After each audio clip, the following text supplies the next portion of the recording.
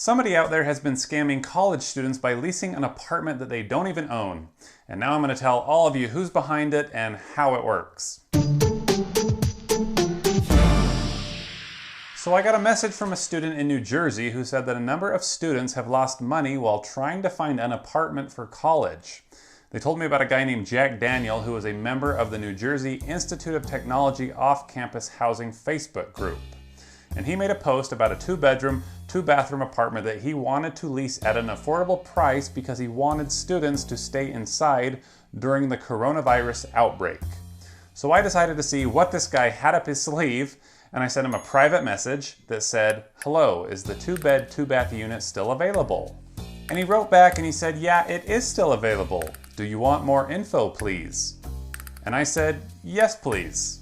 Then he sent me the address with a couple of pictures. He said rent included all utilities, which was $700 with a security deposit of $700, which would be refunded when you are ready to move out of the apartment. So it was going to cost $1,400 up front.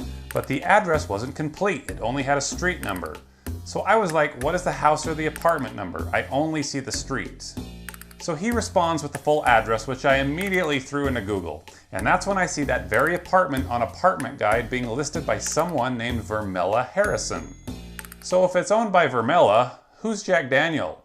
And why is Jack telling me that it's only $700 a month when the listing is for $3,260?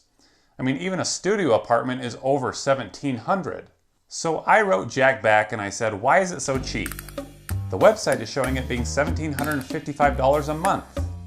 And he says I have my own unit in the apartment complex, and I put up my own unit for this price. I decided to make min cheap for students because I also have other apartments. Well, what a nice guy.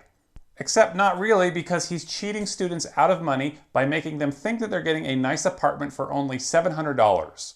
So I copy the link to the Apartment Guide listing and I take it over to Grabify, where I create a redirect URL, and then I send it to him asking if this is the same complex. And he's dumb enough to click on my link, telling me everything that I need to know about this guy. He's using an iPhone 11 Pro Max and his IP address is registering in... He says, yes, to secure the spot you have to sign the lease contract and make the deposit. Once you have done that, a reservation letter will be sent to you showing the spot has been secured. So then he tells me to contact him on WhatsApp, which I do. And then he asks me to fill out a lease agreement. So I fill it out and I say that my name is Ben Dover. Do you get it? Ben Dover? So then I just put in a bunch of bogus info and I send it to him, and like an hour later he sends me a contract to sign. And it's clear that he's just copied and pasted a standard lease agreement from Google and changed the dates and the names and the prices. But that's when I noticed that he was trying to pull a fast one on me by listing the rent for $1,400 a month. The jerk told me $700. I'm not paying this. I said, I thought you said rent was $700. This says $1,400. Yeah, you said you want to rent 2 bedrooms, sir. That's what was stated in the lease info that you provided. And I said, but you said a 2-bedroom apartment would cost $700. No, I was talking about rent per room, sir. I guess you got it wrong, sir. A room and a bathroom is $1,400 total. Who does this guy think that he is? I said, what? No, you said you had a 2-bedroom apartment for $700. I can't afford $1,400. Oh, I'm so sorry about that. I guess you got it wrong, but don't worry, it's all right. I admit it's my fault. You're darn right it's your fault. You can't just go around quoting a certain price to tenants and then doubling it when it's time to close. So I made him go back and update the contract.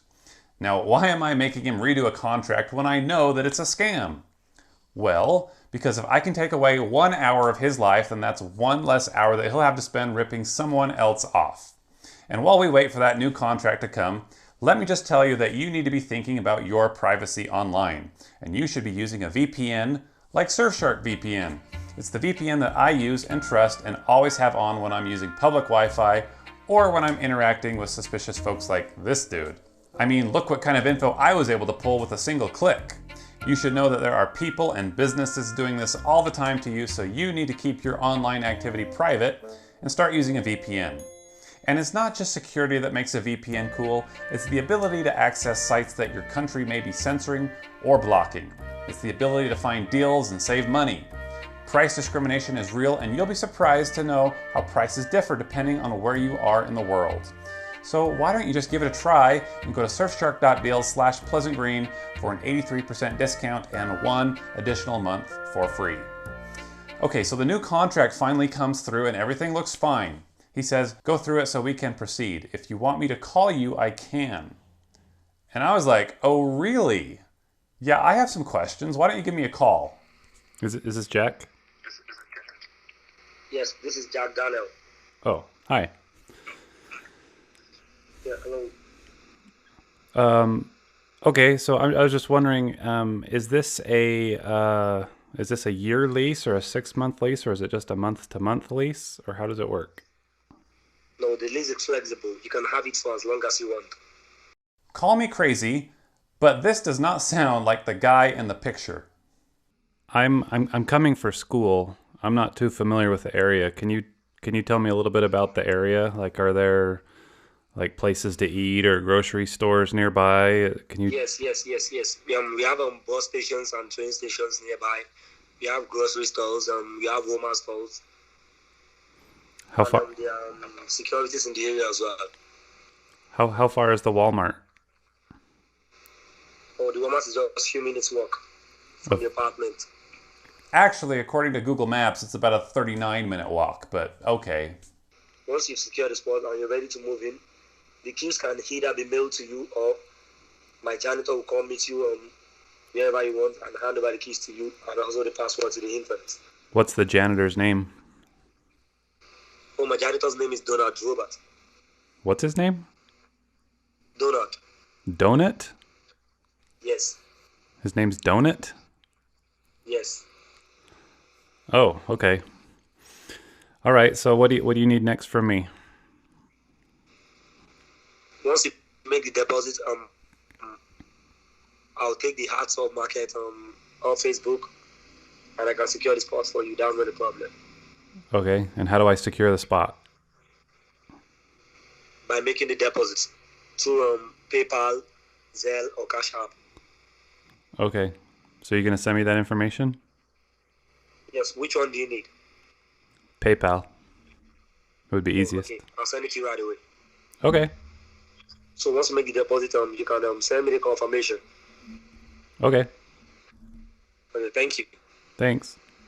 So he sends me the PayPal information for some guy named Farouk, who he says is his accountant. And he asked me to send him a screenshot once I've sent the $1,400.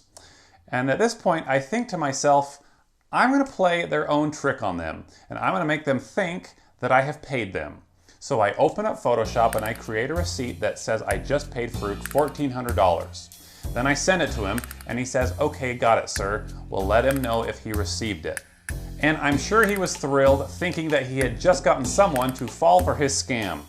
But I want my keys to my new apartment, so I asked for the contact info for the janitor, and he says the janitor will contact me soon, but he starts to get worried that he isn't seeing his money. And I'm getting mad because I want my keys. And he says, you sure you have been debited, sir? And I say, yes, I sent you the screenshot.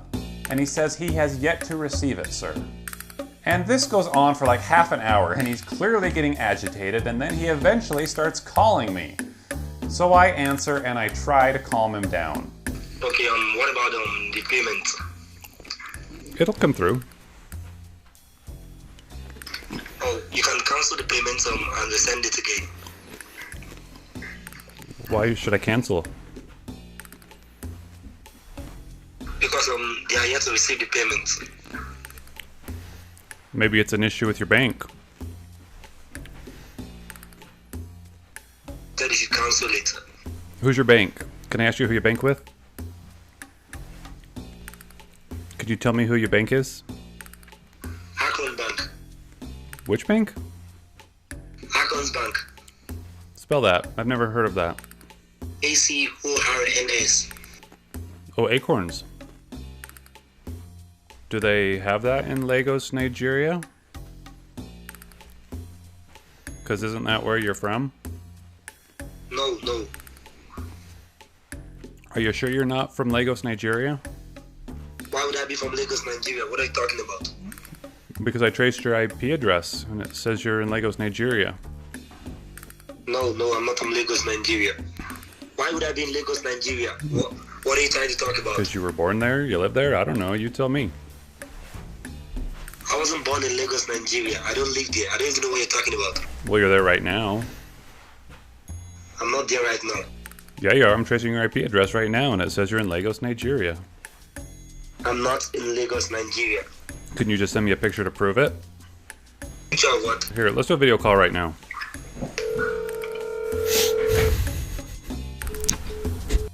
And that's when he blocks me on WhatsApp and deletes his Facebook profile. So let the story of Jack Daniel be a lesson to you. If you want to get an apartment, you should probably just be safe and pay the landlord in person.